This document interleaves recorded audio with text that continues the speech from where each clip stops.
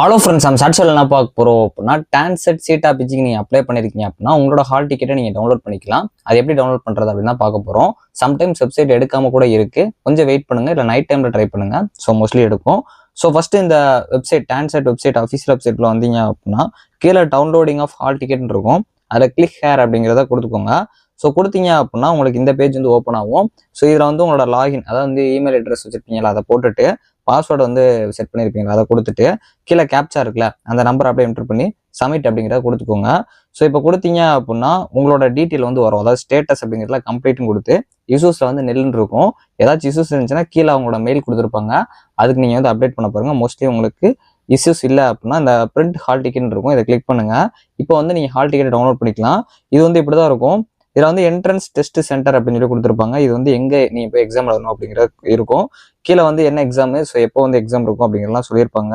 So mostly பார்த்தீங்க அப்படின்னா இதுதான் வந்து உங்களோட ஹால் டிக்கெட் டவுன்லோட் பண்ணுறதுக்கான ப்ரொசீஜர்.